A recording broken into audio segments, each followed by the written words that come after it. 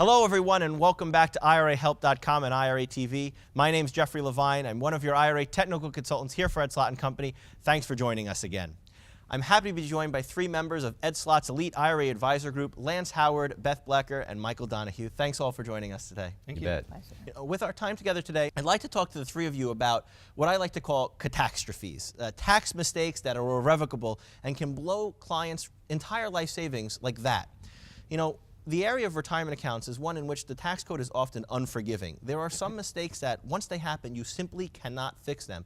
But thankfully, if clients meet with an advisor like one of the three of you, you might be able to identify those mistakes before they happen and fix them and potentially save them thousands, if not more, in taxes. So Lance, I was wondering, do you have a specific example you might share with us of a mistake you've caught? Absolutely. I had a client who had turned age 70 and a half and started taking required minimum distributions, and they went to their CPA. I was going to compute those distributions for them, but they went to their CPA, and she says, I've already taken my distributions. And I said, well, tell me about that and how you took those. So she had a 401k, an IRA, and a 403b, and all of the amounts were combined to take one distribution out of the 401k. But obviously that's not correct. She needed to take a distribution from the IRA for all of her IRAs, from the 403b, from her 403bs, and then from the 401k.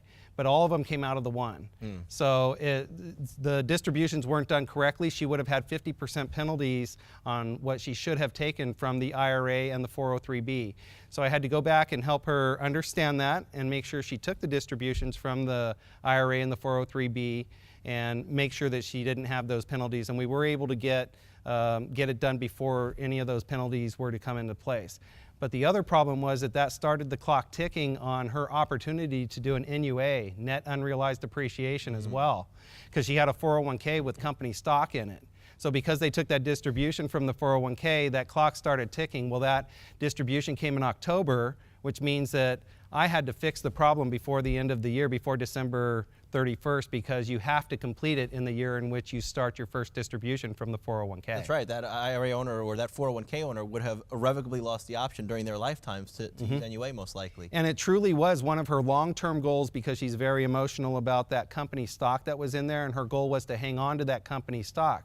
So it really made sense to take distributions from other types of accounts, and certainly not to take all of the distribution from the 401k, because she had to liquidate stock in order to do that. Right. And that's certainly not her goal. Lance, that's a really fantastic example of how you were able to step in there and be a hero for that client. Beth, I'm sure you have a similar example of how you've helped someone. Absolutely. I had a new client come in to me, and they had just met with their CPA.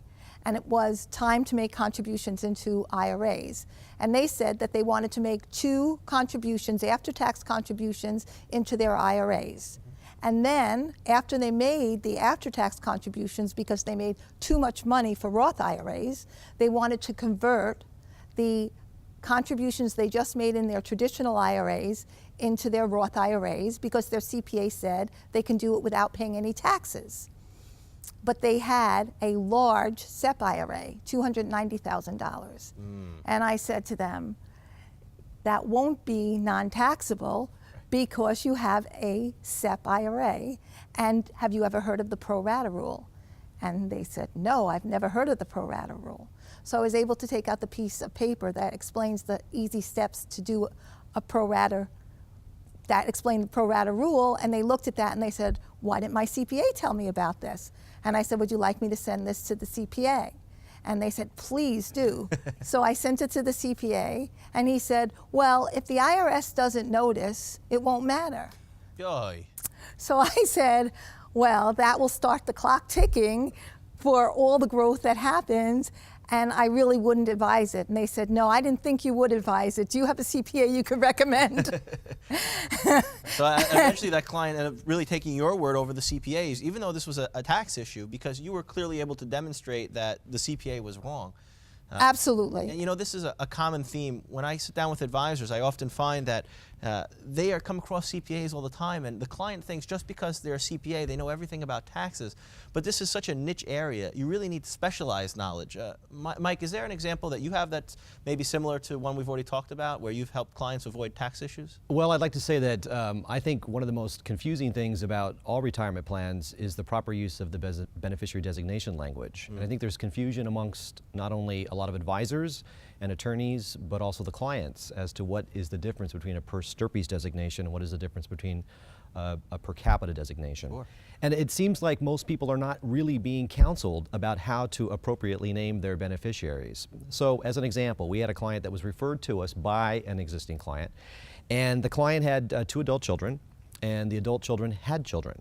And so when they designated their beneficiaries on the custodial document, they were unaware that there was a difference between a pro rata or a per capita and a per stirpes, and so they simply chose to put the children's names without really understanding what the default language was inside the plan summary agreement of this retirement plan.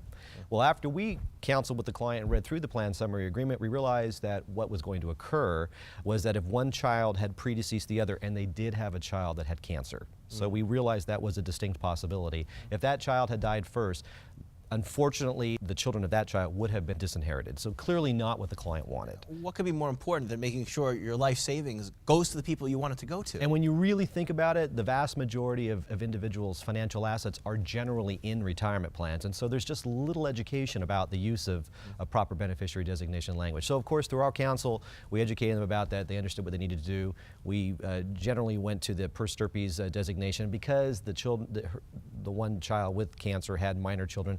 We decided to create a customized beneficiary designation for that child, recognizing that their children were minors. And so we were going to use the Uniform Trust and Minors Account language to get those assets to those grandchildren, should that be the case.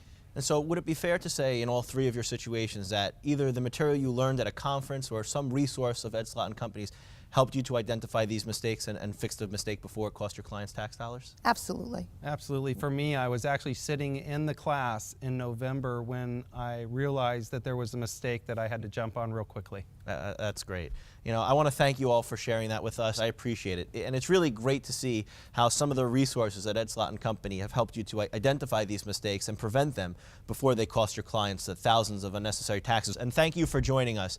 And if you want to know more about the mistakes you need to avoid in order to have a successful retirement, or you want to make sure your financial advisor knows these mistakes, tune back to IRAhelp.com or check out our YouTube page, IRA TV. Thanks for joining us. Have a great day.